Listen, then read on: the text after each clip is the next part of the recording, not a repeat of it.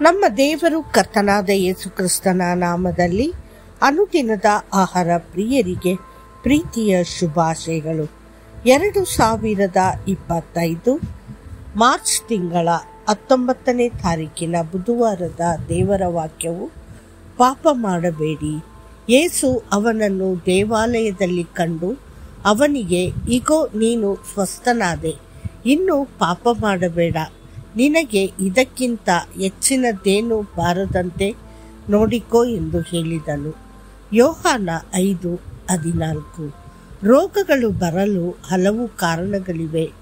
ಅನಾರೋಗ್ಯಗಳು ಅಶುದ್ಧ ಶಕ್ತಿಗಳು ಮತ್ತು ಕರ್ಮಗಳ ಬಂಧನದಿಂದ ಮಾತ್ರ ಬರುವುದಿಲ್ಲ, ಆದರೆ ಪಾಪದ ಪರಿಣಾಮವಾಗಿ ರೋಗಗಳು ದೇಹವನ್ನು ಆವರಿಸುತ್ತದೆ.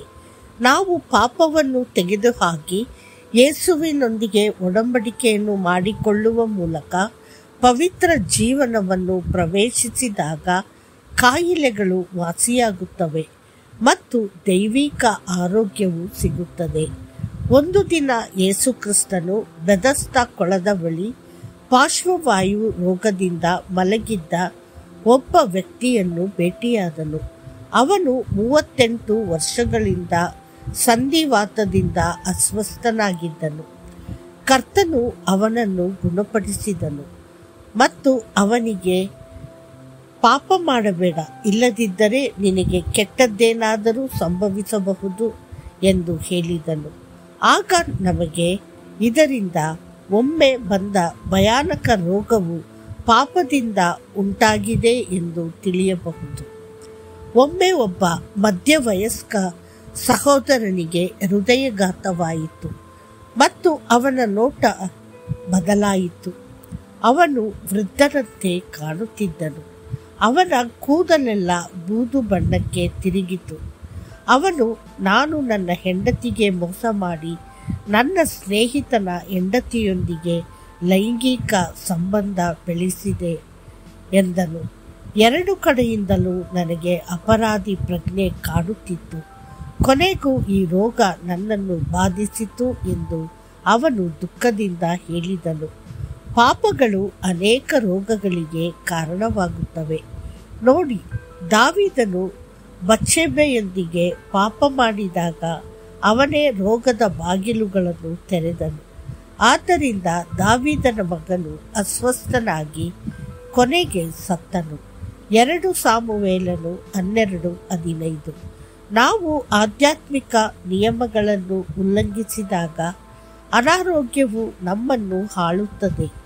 ಇಸ್ರೇಲಿನ ಅರಸನಾದ ಯೆಹೋರಾಮನು ಕರ್ತನ ಮಾರ್ಗಗಳಲ್ಲಿ ನಂಬಿಕೆಯಿಂದ ನಡೆಯದೆ ಕರ್ತನ ಆಜ್ಞೆಗಳನ್ನು ಉಲ್ಲಂಘಿಸಿ ತನ್ನ ತಂದೆಯ ಮನೆಯವರನ್ನು ಸಹೋದರರನ್ನು ಕೊಂದದ್ದರಿಂದ ಅವನ ಕರುಳುಗಳಲ್ಲಿ ವಾಸಿಯಾಗದ ರೋಗವು ಅವನನ್ನು ಬಾಧಿಸಿತು.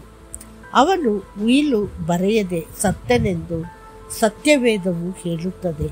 2 ಪೂರ್ವಕಾಲ ವೃತ್ತಾಂತ 21:11-20.